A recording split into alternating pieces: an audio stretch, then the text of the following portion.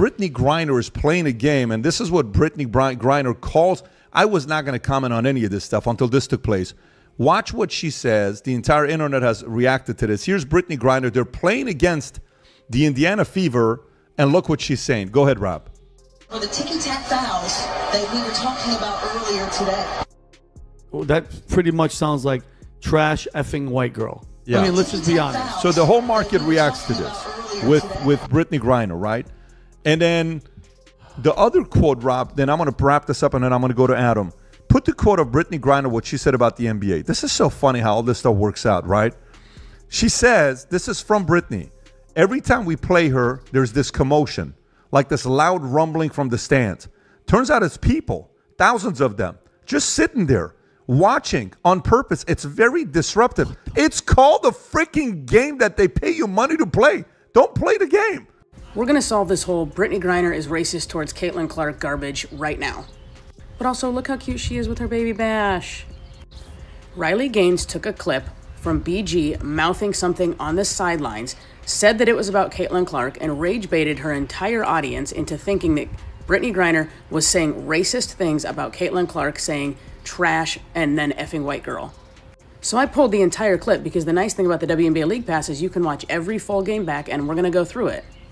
Okay, watch. It's right here. That's Natasha Howard, a black woman. That's Brittney Griner, another black woman. That's another fouled out situation for BG. BG fouled out When she would come back in the game because Tosh Howard took her to the hoop and drew the foul. Picks up that sixth foul. We're going to see it in replay. See, this is Natasha Howard with the ball, not Caitlin Clark. She gets her across the face. Also, for some reason, we're not calling that a personal attack, even though if she would have done it to somebody else, it would have been. Okay? Watch her lips. She's mad. She's talking. Trash. Whack call. Whack call. Brittney Griner was caught on tape during a game with the Indiana Fever, dropping racial slurs against Caitlin Clark, and pretty obviously doing so. Ticky-tack fouls that we were talking about earlier today. And it doesn't take a lot of genius to lip read Brittney Griner, whose voice, by the way, is about as low as mine is, calling her trash and an effing white girl. Now, of course, if Caitlin Clark had ever suggested the same in reverse, using black as opposed to white in that sentence, that'd be the end of her WNBA career. But Brittney Griner is going strong. It's totally fine. How are you not investigating Brittney Griner? How have you refused to provide a statement on Brittney Griner's behalf from the Atlanta Dream, from the WNBA, to Outkick? Because we've asked. So we asked the WNBA, are you investigating Brittney Griner? We've asked the Atlanta Dream, what did Brittney Griner say? We've asked Brittney Griner's representatives, what did you say here? She's made zero comment on this incredibly viral video. Again, I think she says, white girl. I think she is insulting somebody based on their race. As a sports media company, we decided, okay, we'll go to the games and we'll ask Brittney Griner directly. We requested credential for a game on the West Coast. No. And we requested a credential now for a game on the East Coast. No, this is not a one-team decision. This is a top-down decision. The WNBA has decided they're not going to credential Outkick because we are being too critical of their athletes, of their coaches, and of the league itself. We have been critical way more of leagues that people care about a great deal more than the WNBA. Never had credentialing issues. This is content-based discrimination. The only possible reason for the existence of sports media today is so people can be asked about things that happened in the game or things that they have said related to the game in some way. Maybe sometimes off-the-court related questions. What does it say about the media that cover the WNBA that not one of them has asked Brittney Griner about a mega viral millions of views clip where she appears to insult white girls in the wake of the WNBA saying that some fan, which wasn't true, in the Indiana Fever audience said something racist. They had press conferences, they answered questions, they were asked about it. No one is asking Brittney Griner about a statement that 100% happened on the sideline. And what does it say about those WNBA media members? They're not actual media members. They are simply propagandist. Does your coverage pay for itself? I don't think there's a single WNBA media member that the answer is yes. Well, why should it exist at all? Why should the entire industry of there being WNBA media members, why should anyone exist in that arena? Because you aren't providing anything of value. They don't even do the most basic thing, which is ask a person in a prominent position a question about something that they did that is receiving substantial attention, because they're afraid if they do it, they won't continue to get access. But what are you doing with the access you get? Nothing. I have never seen an organization more committed to self-imploding than the WNBA. A few weeks ago, I made this video highlighting how it appears Brittney Griner said bleep white girl after fouling out in a game against Indiana Fever, the team that Caitlin Clark plays for. Some people like Jamel Hill, former ESPN host, says that no, she didn't say bleep white girl. She says bleep whack call, to which she then went on to call me a grifter for even pointing this out, but besides the point. You can watch and make up your own mind as to what it appears Brittney Griner is saying. It's not certain what Griner says. There is one way to find out. Ask Brittney Griner. However, no one has done that except for Outkick. It's been over 2 weeks since Griner said this. Instead, the WNBA was investigating a bogus race hoax made up by Angel Reese about Indiana Fever fans. And I say bogus because they found no evidence that supports Angel Reese's claims. So we at Outkick applied for media credentials to cover Brittney Griner's team, the Atlanta Dreams, game on June 6th. To which, shocker, they denied us. We've never had trouble getting media credentials with any professional sports league in the past, but wouldn't you know, now they suddenly have very limited space, which is total baloney. They just want to suppress any sort of uncomfortable inquiries from media. Regardless, we at Outkick are going to keep asking the tough questions, the questions that people want the answer to. And if you do call yourself a reporter or a journalist from an outlet like ESPN or any other sports outlet for that matter, and you have access to these settings and you're not asking those questions, you're really no reporter or journalist at all. At least not one with journalistic integrity. Why does Brittney Griner always stand with her legs spread at a 45-degree angle? Caitlin Clark's fans have raised 3 intriguing points, suggesting that this WNBA star might not be biologically female. From making exaggerated gestures behind WNBA Commissioner Kathy Engelbert to attempting to disrupt interactions with abrupt body language, these behaviors starkly contrast with Caitlin Clark's elegant image. Caitlin Clark always appears with polished makeup and walks gracefully in high heels during breaks, hailed by the media as the fashion icon of the WNBA. Meanwhile, Brittney Griner remains makeup-free year-round, with a voice deep into the male vocal range, and even in the height of summer. She insists on wearing heavy knee-covering leggings, never showcasing typical feminine attire like skirts.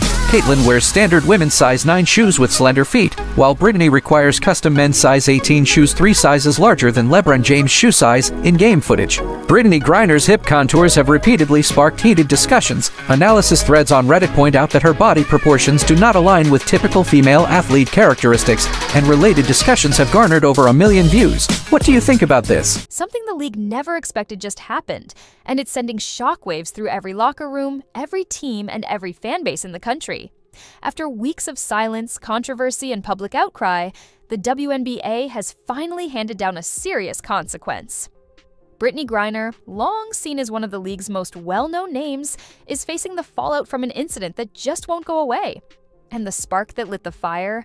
A leaked audio clip that's now gone viral. What makes this different from past controversies is how undeniable it is. For weeks, there were only assumptions, a few seconds of video, some lip readers, and endless speculation. But now, with this new audio making the rounds online, everything has changed. The public can hear it, analyze it, and judge it for themselves, and they're doing just that. Fans, sponsors, commentators, and players alike are weighing in, and the reaction is overwhelming. For context, this all started during a heated game between the Indiana Fever and the Atlanta Dream. The Fever, led by breakout star Caitlin Clark, were in a tight battle with Griner's team, and tensions were high. Griner fouled out during the 4th quarter, and cameras immediately caught her reaction. That alone would have made headlines. But what really ignited the backlash was what people believed she said as she left the court. Initially, the WNBA made no moves, no statements, no penalties. Instead, silence. That silence created a vacuum, and in that space, theories, outrage, and frustration grew. Every day that passed made it worse. Online communities broke down the footage frame by frame. Lip-reading experts and former players were invited on talk shows to speculate. The league, it seemed, had no plan until now. The newly surfaced audio confirms the worst fears of fans who had been demanding accountability. It's not just about the words used. It's about what those words represent. To many, it felt like a blatant violation of the values the WNBA claims to uphold.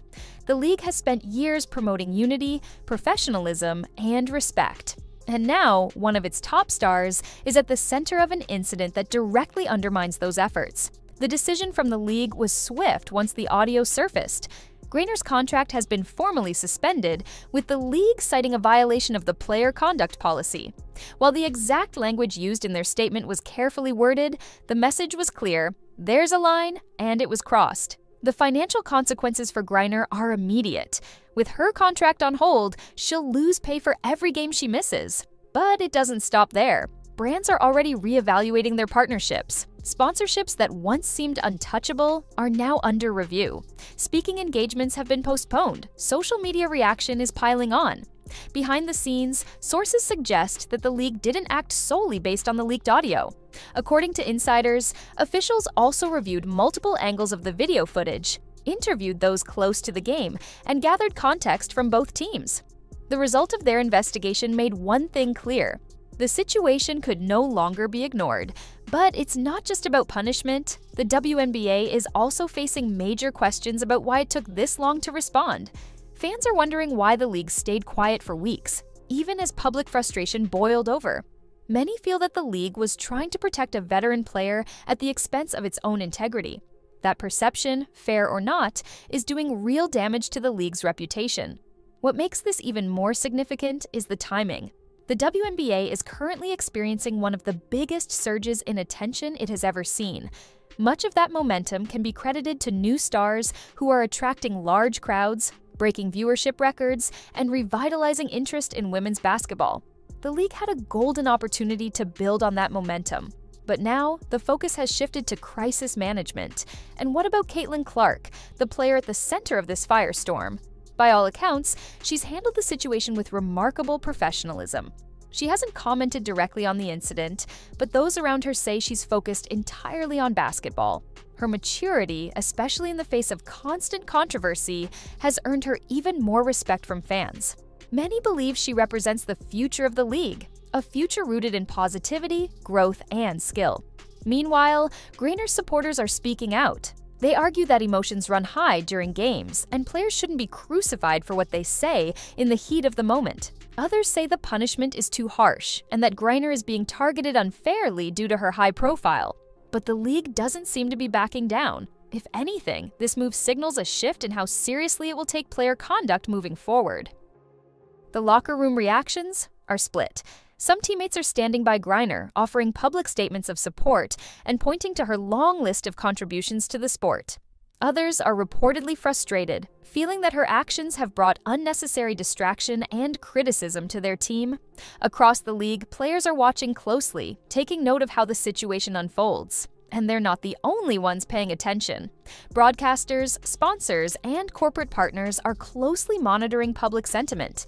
These companies are invested in the WNBA's image, and they're increasingly unwilling to align themselves with controversies that go unaddressed.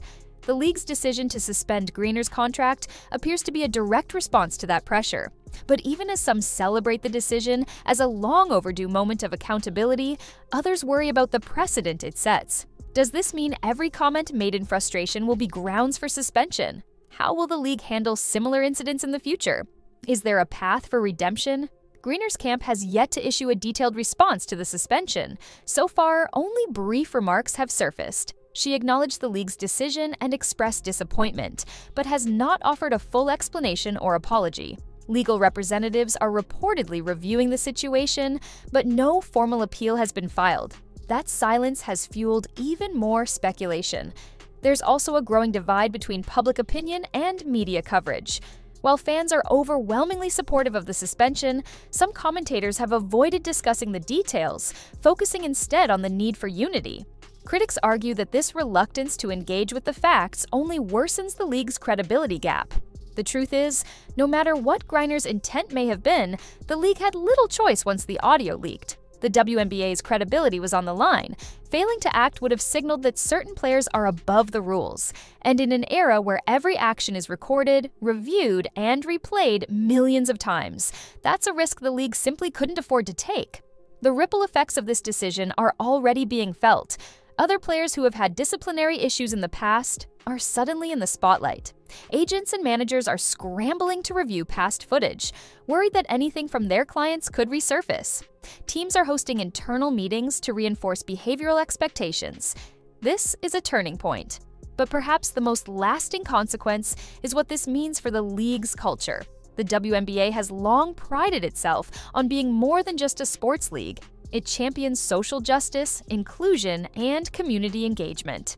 And now, it faces a test of whether those values apply equally to everyone. Fans who have stuck with the league through ups and downs are watching closely.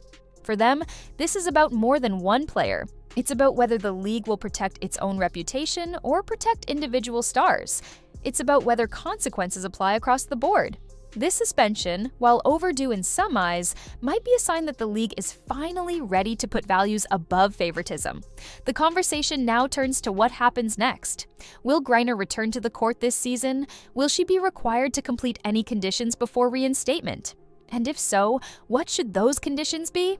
League officials haven't laid out those terms publicly, but sources close to the situation say that educational programs, public service appearances, and possibly a formal apology could all be on the table. That potential path to return is already causing debate. Some believe Griner should be allowed to earn her way back into the league, provided she demonstrates genuine remorse and growth. Others argue that her suspension should be indefinite, or even permanent. The divide mirrors the wider split between those who value redemption and those who see this as a final straw. Griner's own team now faces a tough road ahead. Without her on the roster, rotations shift, morale changes, and game outcomes may be impacted. Coaches are working to refocus the team, but it's clear that this suspension has sent shockwaves through the locker room. The players left behind are doing their best to avoid the spotlight, but media attention hasn't let up. Meanwhile, Caitlin Clark continues to rise. Her focus on basketball, her composure in the face of controversy, and her consistent performance are winning fans and solidifying her status as a future icon of the sport. She hasn't addressed the situation directly, but her actions speak louder than any statement. She's playing the game at the highest level and letting others handle the drama. In the broader sports world, this situation is being watched closely. Other leagues are taking notes. From the NBA to international federations, executives are looking at how the WNBA handled this and what lessons can be drawn. The precedent set here may influence how other organizations deal with similar incidents in the future. The question remains, will this be a turning point for the WNBA or just a temporary correction?